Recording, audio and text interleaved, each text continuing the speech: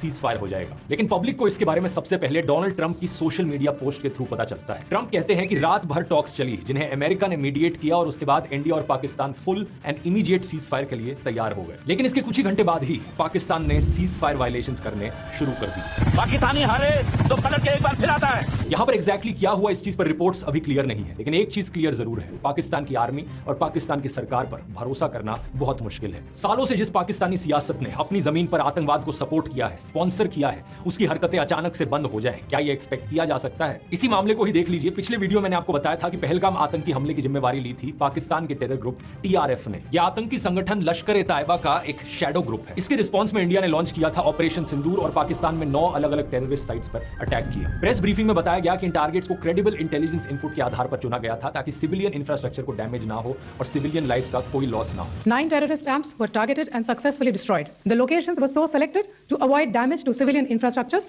and loss of any civilian lives. लेकिन इसके जवाब में पाकिस्तान ने जो किया उससे फिर एक बार साबित हो जाता है कि पाकिस्तान की सरकार और पाकिस्तान की मिलिट्री आतंकवाद को सपोर्ट करती है। And after India's precision strikes on terror camps in Pakistan and Pakistan-occupied Kashmir, Islamabad retaliated by shelling civilian villages along the line of control. Pakistan state is a sponsor of terrorism. मैं ऐसा क्यों कह रहा हूं? क्योंकि उन्होंने सभी इंटरनेशनल प्रोटोकॉल्स को इग्नोर करते हुए सिविलियंस पर एक बहुत ही कायराना हमला किया। ऑपरेशन सिंदूर के बाद पाकिस्तान की तरफ से अनप्रोवोक्ड फायरिंग देखने को मिली एलओसी पर। इतना ही नहीं, उन्होंने मोटार्स और शेल्स से बमबारी भी करी इंडियन सिविलियन घरों पर। बॉर्डर के पास मौजूद पूंछ का शहर, वहां पर कम से कम 16 लोग मारे गए। टोटल में 59 लोग इंजर्ड हुए, जिनमें से 44 लोग सिविलियंस थे। A total of 16 civilians have been killed and 59 others have been injured in the attacks by. पूंछ के रेजिडेंट हरचरण सिंह ने बताया कि उनके दोस्त रिजवान अपने बच्चों के साथ थे जब एक शेल उनकी गाड़ी पर आ गिरा। उनके दोनों बच्चे, एक 14 साल का और एक 12 साल का, मारे गए। द इंडिपेंडेंट में छपी इस फोटो को देखिए। 12 साल के ये मासूम ट्विंस जैन और जोया। पूंछ में जब बमबारी हुई तो एक बम इनके घर पर आकर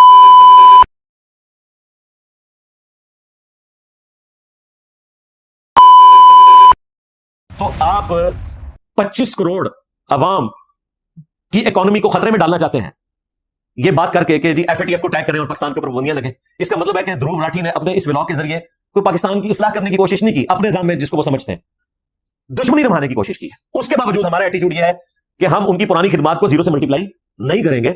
उन्होंने जो एजुकेशनल वीडियोस बनाई हैं वो बहुत अच्छी हैं, आंदा भी वो बनाते रहे, हम आने वाले वक्त में भी उनकी वीडियोस को देखेंगे, लेकिन इसके ऊपर उनकी क्लैरिफिकेशन जरूर आनी चाहिए। तो यकीनन हर ट्रूथ लवर का दिल, हाँ वो किसी मजहब से ताल्लुक रखने वाला है और वो ध्रुव राठी की वीडियो से लर्न करता है, दुखा है कि हम अपने टीचर से ये एक्सपेक्ट नहीं कर रहे थे कि वो इस किस्म की एक्टिविटी परफॉर्म करता है, जिसने खुद हमें बताया था कि इंडिया का गोदी मीडिया क्या करता है, बीजेपी क्या कर रही है, जो खुद हिंदू मुस्लिम यूनिटी का हामी है, जो ह्यूमैनिटी की बात करता है, जो डेमोक्रेटिक वैल्यूज की बात करता है, डिक्टेटरशिप के खिलाफ बोलता है। उससे जब हम इस तरह की गुफ्तगू सुनते हैं तो यकीनन हमारा दिल दुखा है। और आप कमेंट्स में भी जाके देख लेंगे, आपकी वाहिद वीडियो है जिसके नीचे इतने सख्त कमेंट्स आपके खिलाफ आए, लेकिन वो आए लॉजिकल है, पूरे एहतराम के दायरे में है और आपको समझाने की गर्ज है। उन कमेंट्स को पढ़ के आपको अंदाजा हो जाएगा कि वो आपसे मोहब्बत का इजहार कर रहे हैं कि आपने गलत बयानी की है, बल्कि ब्लंडर किया है। मुझे कहने में कोई आर नहीं है। अगर आपके चैनल के ऊपर कोई पाबंदी लगेगी ना, तो इंडिया में लगेगी, पाकिस्तानी तो आपको देखेंगे शौक से, और इंडिया में भी जो पाबंदी लगेगी, आपके अक्सर जो सुनने वाले हैं वो वीपीएन यूज कर सकते हैं, और उससे बढ़कर आपके पास इंडियन कोर्ट्स मौजूद है, आप जाकर वहां से पाबंदी को हटवा भी सकते हैं। आपके पास हर तरह का सोल्यूशन मौजूद है। लिहाजा ये जो आपने एंड पे जो उसमें मैसेज दिया, इससे तौबा करें। तिजारत करने में दोनों मुल्कों का फायदा है, हम तिजारत भी करेंगे, लेकिन अगर आप जानबूझकर हम पर जंग मुसल्लत करेंगे तो आपने देख लिया, हमारे अखबारात को छोड़ दें, हमारे मीडिया को छोड़ दें, इंटरनेशनल मीडिया ने बताया जो कुछ इंडिया के साथ हुआ है। मोदी ने इंडिया को बांध के मरवाया, सिर्फ इंडिया को नहीं मरवाया, इंडिया के ड्रोन्स गिरे, इसराइल को बांध के मरवाया, इसराइल से लिए थे। राफेल गिरे, फ्रांस को बांध के मरवाया। S-400 तबाह हुआ, रशिया को बांध के मरवाया।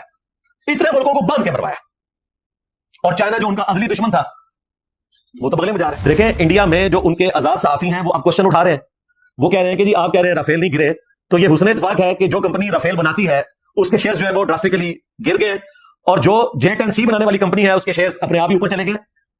ये हासाती तौर पे हो गया। अब दुनिया को फिगर्स नजर आ रहे हैं ना कि इनको तकब्बुर था कि हमारे पास राफेल है और राफेल के साथ क्या हुआ है। तो इस पे हमने अर्ज किया था कि J-10C जैसा है ही कोई नहीं, 13 राफेल थे, शाही कोई नहीं। JF-17 जैसा है ही कोई नहीं, S-400 थे, शाही कोई नहीं। वो देख ले उसका भी क्या असर हुआ है। और पाकिस्तान जो इंटरनेशनली ऑलमोस्ट अलोन था, इस वक्त चाइना पाकिस्तान की सपोर्ट में खड़ा है, तुर्की खड़ा है, अजरबैजान खड़ा है, बांग्लादेश के अवाम खड़े हुए अल्हम्दुलिल्लाह, और सबसे बढ़कर ट्रंप खड़ा हुआ है। वो अमेरिका के, जब तक हमने उनकी चाकरी की, हमने उनकी प्रॉक्सीज लड़ी, एंड पे हमें हमेशा हजीमत ही उठानी पड़ी।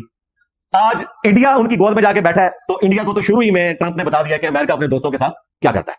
नौजवानों, मुस्तकबिल में भी हमारी दुआ है कि इंडिया पाकिस्तान के लोग अमन के साथ रहे। और एंड पे मैं मोहम्मद कैफ का जुमला दोहराऊंगा कि पाकिस्तान जिंदाबाद, पाकिस्तान के अवाम जिंदाबाद, इंडिया जिंदाबाद, इंडिया के अवाम जिंदाबाद। हम अमन के साथ रहना चाहते हैं और हमारा रिलीजन इस्लाम अमन का दाई है।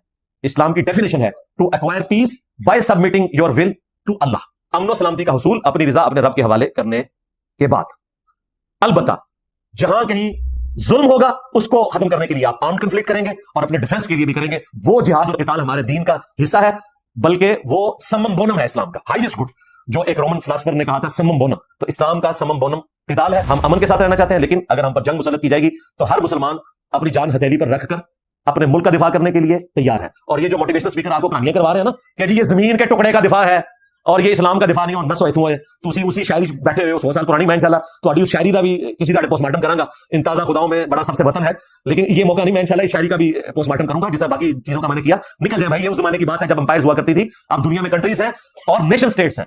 किसी नेशन स्टेट का दिफा करना, उसमें रहने वाले लोगों का दिफा करना, उस रिलीजन का दिफा करना है। हाँ, ये जमीन के टुकड़े का दिफा नहीं है। और जो आप हदीसें कोट करते हैं उनका ताल्लुक उस मामले के साथ है कि कोई शख्स इस्लाम को पसे पुश डाले और अपनी लिसानियत की बुनियाद के ऊपर, कबायली तासुब की बुनियाद के ऊपर जमीन के टुकड़े के हुसूल के लिए जंग करे, अल्लाह की रजा के लिए ना करे। तो क्या पाकिस्तान की फौज अल्लाह की रजा के लिए नहीं लड़ती?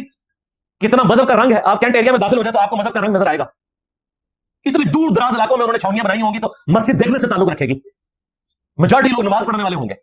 पाकिस्तान की फौज का तो स्लोगन ही है ईमान तकवा और जिहाद फी सबीलिल्लाह। ये कहना कि जमीन के टुकड़े के लिए लड़ रहे हैं, दिमाग का इलाज करवाएं। और अपनी इन लोगों की बुजदरी का हाल ये है कि इश्तिहारी हुए में और जाके केसेस नहीं फेस कर रहे सिंध में, और लोगों के बच्चों को इसराइल भेज रहे थे, फलानी जगह भेज रहे थे। इसराइल आ गया थे इंडिया के बॉर्डर थे। तो ये इस किस्म के जो कहानी करवाने वाले लोग हैं ना, इनसे बच के रहा करें। अल्लाह का शुक्र है इनको भी अल्लाह ने एक्सपोज कर दिया। मौलवी भी एक्सपोज हुए, मोटिवेशनल स्पीकर भी एक्सपोज हो गए, फ्रंटमैन भी मासूम शक्लें बनाने वाले वो भी एक्सपोज हो गए और उनके भी पासपोर्ट निकल आए और उनकी भी मीम्स बन रही हैं। तो बस इन सब लोगों का इलाज जो है मेरा ख्याल मीम्स है, मुझे जवाब देने की जरूरत नहीं। तो हमारे स्टूडेंट्स जो है वो एहतराम के दायरे में इनकी जो है मदनी मीम्स बनाया करें। ठीक होगा जी।